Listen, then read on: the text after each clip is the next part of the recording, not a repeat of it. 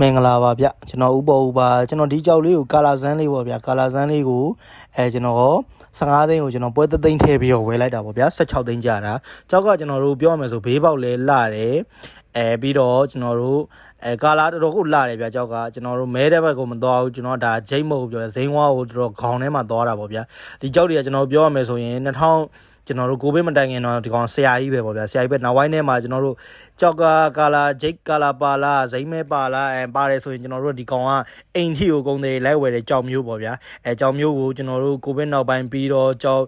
ဒီဘက်ပိုင်းအောင်ရောက်လာတော့ကျွန်တော်တို့ခွာဒီမာလာတွေဘာတွေပေါ်လာတော့ကြတော့ကျွန်တော်တို့ဒီကောင်တွေငုတ်သွားတာပေါ့ဗျာငုတ်သွားတာဆိုတာကဒါမဲ့တခြားစီပါကြောက်ရဲ့တရေနဲ့ကျွန်တော်တို့ခွာဒီမာလာရဲ့တရေကတခြားစီဒါမဲ့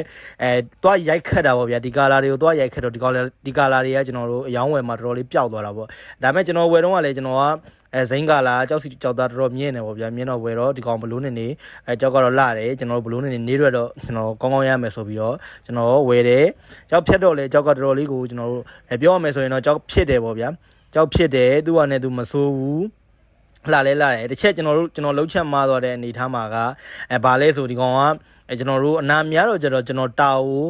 မရနိုင်ဘူးသေးတယ်ပေါ့ဗျာသေးတယ်ဆိုပြီးကျွန်တော်မစင်းစားဘူးပြအပေါက်လေးနဲ့သေးတယ်တာလေးတွေကျွန်တော်တို့ရိုက်မယ်ဆိုရင်ဒူလေးနဲ့သေးတယ်ဆိုပြီးကျွန်တော်တာကိုမစင်းစားလိုက်ဘူးတာတို့ပုံစံလမ်းကိုကျွန်တော်မစင်းစားဘဲနဲ့ကျွန်တော်ရဲ့ဘိုင်းလေးအပွင့်လမ်းကိုပဲကျွန်တော်အပီတွက်ပြီးတော့ကျွန်တော်ဖြတ်တာပေါ့ဗျာဖြတ်တော့ဒါလေးရဲ့စကားလေးပေါ့ဗျာလက်စွပ်ဆိုင်လေးပေါ့ဗျာလက်စွပ်ဆိုင်လေးကြောက်ကလှတယ်ကျွန်တော်တို့ပြောရမယ်ဆိုရင်နည်းနည်းမဲစိမ့်ပေါ့ဗျာကျွန်တော်တို့ဒါ black chain မဟုတ်ဘူးပေါ့ဗျာ black chain မဟုတ်ဘဲနဲ့ land chain မဲစိမ့်မဲ့သွားတာပေါ့ဗျာကြောက်ကပြောမယ်ဆိုရင်လွှမ်းသလိုကျွန်တော်တို့ကြောက်ကဖြစ်တာပေါ့ဗျာဖြစ်တဲ့အနေထားမှာရှိတယ်ကြောက်ကဘလို့ပဲဖြစ်ကျွန်တော်တို့တခုပြောချင်တာကကြောက်ကကြိုက်တဲ့လောက်ဖြစ်ဒါမဲ့policy ရဝိုင်းဈေးကွက်မှာကျွန်တော်တို့ဈေးကွက်မရှိဘူးဆိုရင်ကျွန်တော်တို့ကြောက်ကြိုက်တဲ့လောက်ဖြစ်လေကျွန်တော်တို့အယောင်းဝယ်လက်နေရင်ကျွန်တော်တို့ကြောက်ဖြစ်လေတိတ်မယောင်းရဘူးပေါ့ဗျာမယောင်းရဘူးဆိုတာကဝယ်လက်နေတော့ကြတော့သူတို့ကလည်းကုန်တယ်တွေကလည်းမဝယ်ဘူးပေါ့ဗျာဒါမဲ့ရင်တော့ဆိုရင်တော့ဒီကြောက်ကိုကျွန်တော်တို့ဘလို့နေလူဝယ်တာဗျာလူဝယ်တာဆိုတာအိမ်မှာရှိရင်တော့မှအိမ်ထိလိုက်ဝယ်တဲ့ကြောက်မျိုးပေါ့ဗျာအခုမှကျွန်တော်